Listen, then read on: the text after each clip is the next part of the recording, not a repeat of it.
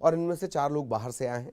ममता हमारी सहयोगी हमारे साथ जुड़ेंगे और फिर ममता से हम और विस्तार से जानकारी लेंगे। ममता हमारे साथ जुड़ चुकी हैं। ममता, 10 नए मामले सिर्फ रायपुर की अगर बात कर ली जाए, त्योहारी सीजन जिसे लेकर हम चिंता जता रहे हैं। इसके अलावा एक और खास बात ममता, कि शुरुआत में छत्तीसगढ़ में पहली और दूसरी लहर में आंकड़े बढ़ते नहीं हैं, लेकिन जब बढ़ना शुरू करते हैं और रफ्तार पकड़ते हैं तो एकदम बेकाबू हो जाते हैं। चिंता की बात यही है ममता।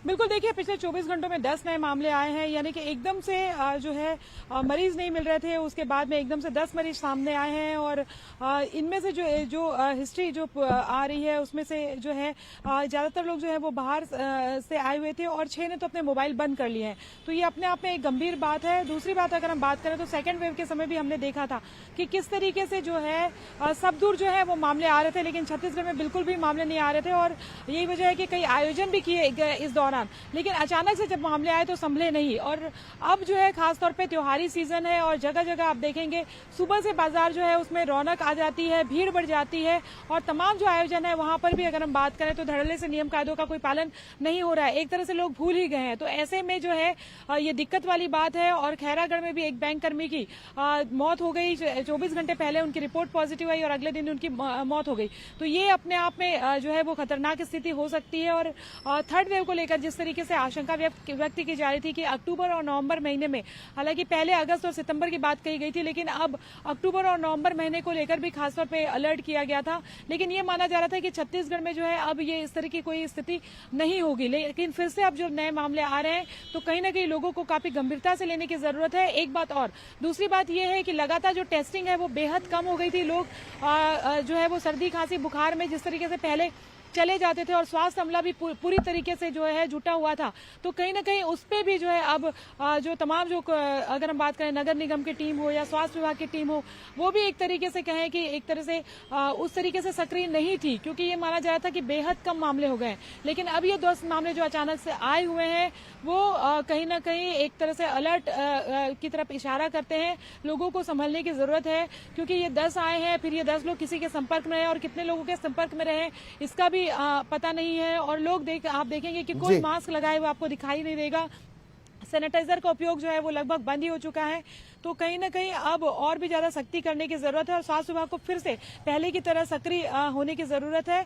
और अभी और भी ज्यादा सतर्कता इसलिए बरतने की जरूरत है कि ठंड में अमूमन ये जो संधि काल होता है, सर्दी खांसी बुखार वायरल फीवर स्वाइन फ्लू, इसके जो मरीज हैं बहुत ज्यादा होते हैं। तो कई बार ये होता है कि गलतफहमी भी हो जाती है। तो टेस्टिंग बहुत ज्यादा जरूरी है। जी, टेस्टिंग बहुत ज़्यादा ज़रूरी है, टेस्टिंग की रफ्तार बहुत ज़्यादा ज़रूरी है। बहुत बहुत शुक्रिया ममता, लेकिन आप हमारे साथ बने रहिएगा, कुछ और भी हम चर्चा करेंगे। ममता जैसे जिक्र कर रही हैं त्योहारी सीजन का, एक और बात है कि रायपुर की छत्तीसगढ़िया की लापरवाही आपको अगर देखनी है, आप सब्जी मार्केट चले जाइए।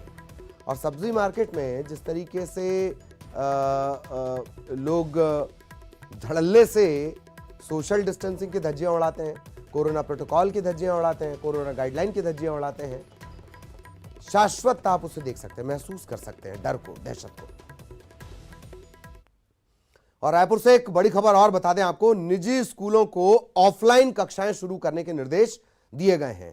पहली से लेकर 12वीं तक की कक्षाएं संचालित करने के निर्देश दिए गए हैं। जिला शिक्षा अधिकारी ने यह पत्र जारी किया है। स्कूलों में 50% छात्रों की मौजूदगी रहेगी। निजी स्कूलों को इस तरह के निर्देश जारी किए गए हैं। पहली से 12वीं तक ऑफलाइन कक्षाएं, मतलब अब पहली से 12वीं तक 50%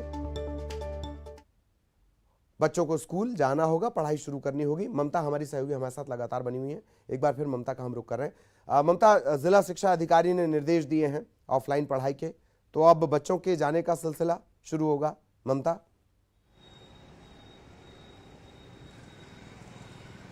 बिल्कुल, देखिए अगस्त से जो है सरकारी स्कूल खुल गए थे और उसके बाद में जो निजी स्कूल हैं उन्होंने अपनी कक्षाएं नहीं लगाई हुई थी ज्यादातर ने, और उन्होंने जो है कोविड के और बहुत सारी चीजों के एक्सक्यूजेस दिए थे और पेरेंट्स भी उसको लेकर तैयार नहीं थे। उनका कहना था पालक संघ तैयार नहीं है। लेकिन उसके बाद एक लंबा समय हो गया और मरीजों की संख्या जब घट गई एकदम से, तो उसके बाद में इस बात को लेकर भी सवाल उठाए जाने लगे कि निजी स्कूलों में जो ऑफलाइन कक्षाएं हैं वो क्यों नहीं ली जा रही है। अब जो है जो निजी स्कूल एसोसिएशन जो है उसके लिए तैयार नहीं था, लेकिन फिर जो पेरेंट्स हैं उन्होंने जिला शिक्षा अधिकारी से दोबारा कंप्लेन की।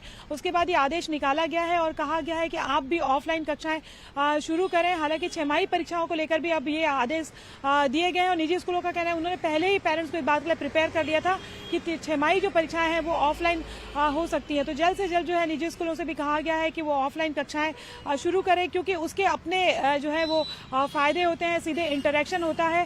हालांकि नियम कायदों का पालन उसी तरीके से करना पड़ेगा। जो 50% की उपस्थिति के लिए कहा गया है, सोशल डिस्टेंसिंग, मास्क, सैनिटाइजर, तमाम तरह की चीजों के लिए कहा गया है। जिन बच्चों की तबीयत खराब है और इन सब के अलावा क्लासरूम में ये अच्छे पॉइंट्स आपने याद दिलाए हैं। इन सब के अलावा मेरा ख्याल है अगर कोरबा, बेमित्रा और कांकेर, वहां जिस तरीके से बच्चे बीमार पड़े थे उससे सबसे ज्यादा सबक लेने की जरूरत है। बहुत बहुत शुक्रिया ममता आपका इस तमाम जानकारी के लिए। सहयोगी ममता हमारे साथ जुड़ी हुई थी और यहां पर रुकेंगे एक ब्रेक के लिए।